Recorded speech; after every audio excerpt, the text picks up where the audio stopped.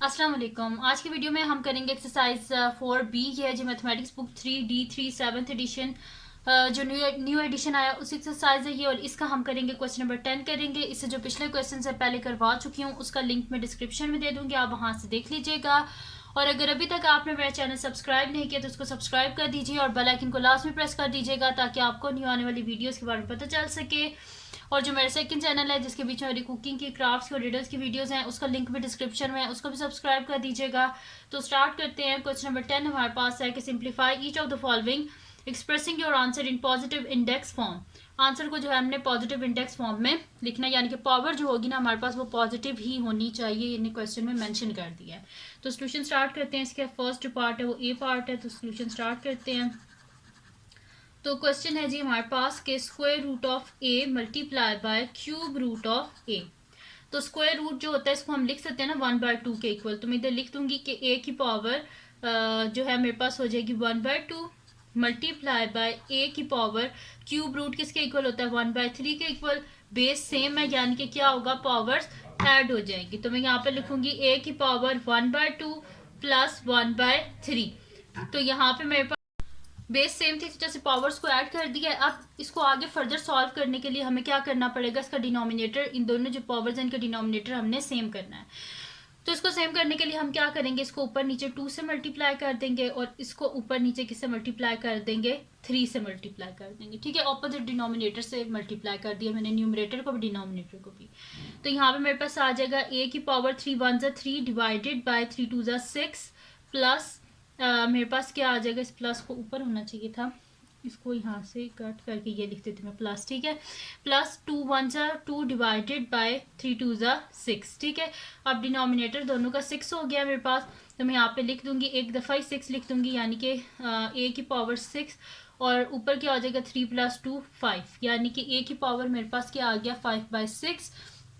तो ये आ गया जी इसका आंसर, जिसमें इसकी पावर क्या आ गई हमारे पास ए की पावर 5/6।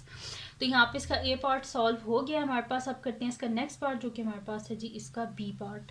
तो बी पार्ट को इधर साइड पे सॉल्व कर लेते हैं। बी पार्ट हमारे पास है कि cube root of B square divided by 6th root of B. तो सोल्यूशन स्टार्ट करते हैं इसका। तो क्वेश्चन है जी हमारे पास cube root of B square divided by 6th root of B. तो ये मेरे पास हो जाएगा B square whole power 1/3 divided by B power 1/6। ठीक है जी, ये हो गया मेरे पास। इसको अब आगे यहाँ पे मैं सॉल्व कर लेती हूँ।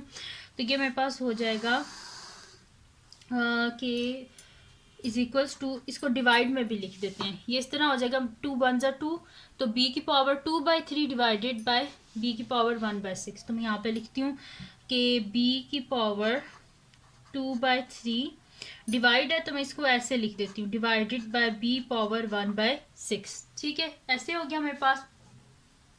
डिवाइड हो रहा हो और बेस सेम हो तो पावर क्या हो जाती है, माइनस हो जाती है। तो हम यहाँ पे कर लेते हैं। तो मैं लिख देती हूँ b की पावर 2/3 माइनस 1/6। डिनोमिनेटर सेम करना है, इसको ऊपर नीचे क्या कर देंगे 2 से मल्टीप्लाई, क्योंकि 3 2 6 होता है इस वजह से। तो यहाँ पे हो जाएगा b की पावर 2 2 4 डिवाइडेड बाय 3 2 6 माइनस 1/6। ठीक है, ये हो गया मेरे पास।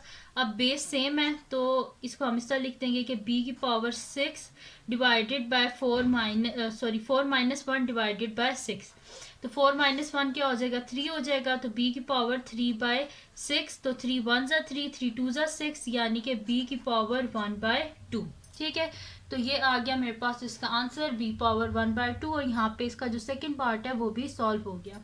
अब करते हैं इसका नेक्स्ट पार्ट जो कि हमारे पास है इसका सी पार्ट। तो सी पार्ट को देख लेते हैं कि क्या है हमारे पास। तो सी पार्ट है जी कि यहाँ पे मैं लिख लेती हूँ। सी पार्ट हमारे पास है C power 4/5 multiply by C power 1/2 divided by C power -2/5। ठीक है जी, ये हमारे पास इसका क्वेश्चन है। तो इसका सोल्यूशन स्टार्ट करते हैं। तो यहाँ पे ये देखें, ये मल्टीप्लाई हो रहे हैं, इस वजह से इनकी पावर क्या हो जाएंगी, ऐड हो जाएंगी। तो इसको स्टार्ट करते हैं। यहाँ पे लिख देती हूँ C power 4/5 multiply by C power 1/2 divided by c power -2/5। अब मल्टीप्लाई हो रहे हैं, बेस सेम है तो पावर क्या हो जाएंगी, ऐड हो जाएंगी। तो मैं यहाँ पे लिखूंगी c की power 4/5 plus 1/2 divided by c power -2/5। अब यहाँ पे क्या है हमारे पास, ये दोनों जो है इसको हमने डिनोमिनेटर सेम करना है। तो इसको सेम करने के लिए क्या करेंगे, 5 2 ज़ा 10 होते हैं, 2 5 ज़ा 10, इसको ऊपर नीचे मल्टीप्लाई कर देते हैं 2 से और इसको कर देते हैं 5 से। तो ये मेरे पास हो जाएगा c की पावर 8/10 प्लस 5 1 ज़ा 5 divided by 10 divided by c की पावर -2/5।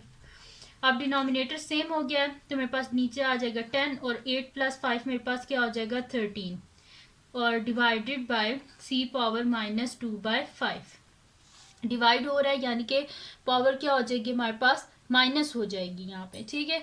तो मैं इसे लिख दूंगी कि c पावर 13/10 -2/5, ठीक है। तो यहाँ पे मेरे पास हो जाएगा c की पावर 13/10 माइनस माइनस क्या होता है प्लस, और यहाँ पे क्या हो जाएगा 2/5। डिनोमिनेटर सेम करना है तो 5 2 ज़ा 10 होते हैं, इसके डिनोमिनेटर को भी 2 से न्यूमरेटर को भी 2 से मल्टीप्लाई।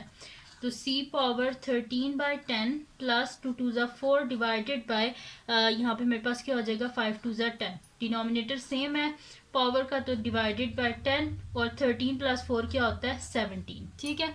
तो यहाँ पे मेरे पास इसका आंसर आ गया c पावर 17/10। तो यहाँ पे कंप्लीट सॉल्व हो गया इसका c पार्ट। अब हम करते हैं इसका नेक्स्ट पार्ट जो कि हमारे पास है इसका d पार्ट। तो d पार्ट है जी हमारे पास के यहाँ पे इसको कर लेते हैं d पार्ट को। तो d पार्ट है जी हमारे पास के d power 1/10 divided by d power -1/5 और मल्टीप्लाई बाय d पावर -3/2, ठीक है। ये हमारे पास है तो इसको सॉल्व कर लेते हैं हम कि ये हमारे पास है यहाँ पे कि d पावर 1/10 को डिवाइड किया गया है d पावर -1/5 से और मल्टीप्लाई किया हुआ है d पावर -3/2 से। तो इसको लिखने का तरीका क्या होगा हमारे पास, यहाँ पर लिख लेती हूँ सोल्यूशन।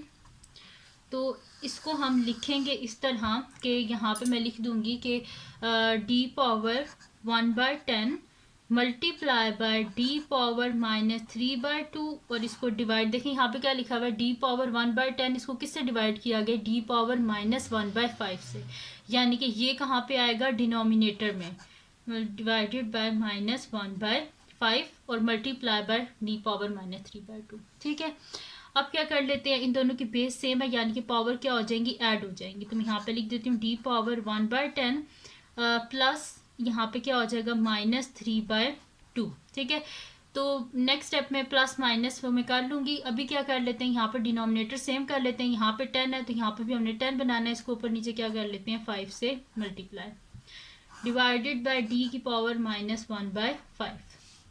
तो ये मेरे पास हो जाएगा d power 1/10 plus minus minus 3 5 ज़ा 15 डिवाइडेड बाय 2 5 ज़ा 10 डिवाइडेड बाय d पावर -1/5, ठीक है। ये हो गया मेरे पास। अब क्या कर लेते हैं, इन दोनों का हमारे पास क्या डिनोमिनेटर सेम है ना, तो इसको मैं लिख दूंगी कि d पावर 1/10 -15/10, ठीक है, और डिवाइडेड बाय d पावर -1/5। तो ये मेरे पास हो जाएगा 10, दोनों का डिनोमिनेटर 10 हो गया। और एक काम करते हैं, इसको भी ऊपर ले जाते हैं, ठीक है। तो मैं इसको कर लेती हूँ कि मल्टीप्लाई बाय इसके डिनोमिनेटर भी 10 कर लेते हैं, तो मल्टीप्लाई बाय 2 मल्टीप्लाई बाय 2, तो d की पावर 1/10 माइनस यहाँ पे हो जाएगा 15/10 और ये पावर डिवाइड है ना, तो डिवाइड है तो ऊपर लेके जाएंगे तो क्या होगा माइनस होगा। तो यहाँ पे मैं लिख देती हूँ माइनस और यहाँ पे ये क्या हो जाएगा 2 1 ज़ा 2 डिवाइडेड बाय 5 2 ज़ा 10, ठीक है। ये हो गया मेरे पास और इसके साथ ऑलरेडी एक माइनस भी है, ठीक है। ये हो गया मेरे पास। अब देखें ना, यहाँ पे डिवाइड हो रहा था ना, तो डिवाइड को जब मतलब कि बेस सेम और डिवाइड हो रहा हो तो पावर क्या होती है माइनस होती है। तो ये माइनस का साइन और इसके साथ ऑलरेडी एक माइनस था तो इस वजह से ये माइनस आ गया मेरे पास, ठीक है। ये हो गया। अब इसको लिख लेते हैं, तो मैं यहाँ पे लिख लूँगी इसको कि d power 1/10 minus 15/10 minus minus plus 2/10। अब डिनोमिनेटर सेम हो गया तो हम इसे लिख देंगे कि d की पावर 1/10 डिनोमिनेटर सेम है ना, तो 10 हो गया और ऊपर क्या हो जाएगा -15 और +2। ठीक है, ये हो गया हमारे पास d की पावर -1 -15 +2। तो इसको कर लेते हैं, तो यहाँ पे क्या हो जाएगा 2 + 1 3, 15 - 3 हमारे पास क्या हो जाएगा 12। तो यानी कि दिस इम्प्लाइज कि हमारे पास हो जाएगा d की पावर, और बड़ी वैल्यू के साथ माइनस है तो d की पावर -12/10 हो जाएगा। अब ये आगे दोनों आते हैं कि 2 के टेबल में, तो डिवाइडेड बाय 2 डिवाइडेड बाय 2। तो यहाँ पे ये क्या हो जाएगा कि 2 6 12, इधर मैं साइड पे लिख देती हूँ इसको आगे। तो ये हो जाएगा 2 6 12, तो d की पावर -6/2 5 10, ये हो गया मेरे पास। अब -6/5 है, तो माइनस ऐसे हमें क्या चाहिए थी, पावर पॉजिटिव इंडेक्स चाहिए, तो 1/d की पावर 6/5 इसको डिनोमिनेटर में ले गए, तो ये क्या हो गया पॉजिटिव हो गया। यहाँ पे डिनोमिनेटर सेम था, इस वजह से मैंने यहाँ पे लिख दिया था 10, और यहाँ पे जो है ना न्यूमरेटर जो था वो लिख दिया 1 -15 +2। ठीक है, तो ये हो गया इसका डी पार्ट भी कंप्लीट सॉल्व हो गया। आप करते हैं इसका नेक्स्ट पार्ट जो कि हमारे पास है इसका ई पार्ट, तो वो नेक्स्ट शीट पे कर लेते हैं ई पार्ट। तो ई पार्ट है जी हमारे पास के यहाँ पे मैं लिख लेती हूँ। तो ई पार्ट है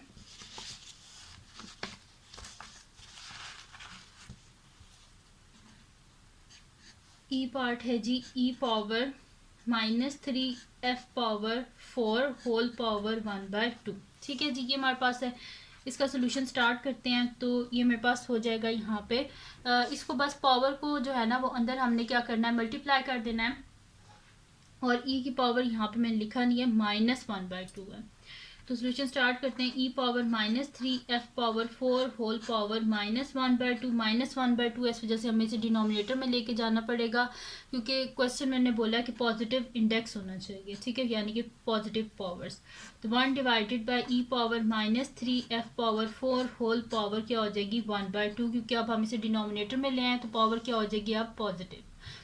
तो यहाँ पे हो जाएगा मेरे पास, इनको अंदर मल्टीप्लाई कर देते हैं, तो 1/e पावर -3/2 और f पावर 4/2, तो 2 ज़ा 4 हो जाएगा, यानी कि 1/e पावर -3/2 और f पावर 2। तो ये हो गया मेरे पास। अब यहाँ पे अगर आप देखें तो ये मेरे पास क्या है -3/2 है, हमें क्या चाहिए पावर पॉजिटिव चाहिए, तो इसको क्या करना पड़ेगा, हम ऊपर ले जाएंगे। तो मैं यहाँ पे लिखूंगी e power 3/2 divided by f²। ठीक है, तो ये आ गया मेरे पास इसका आंसर।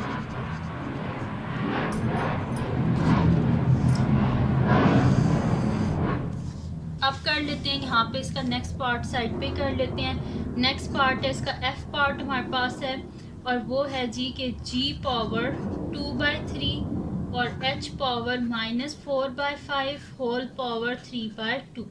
सोल्यूशन स्टार्ट करते हैं इसका।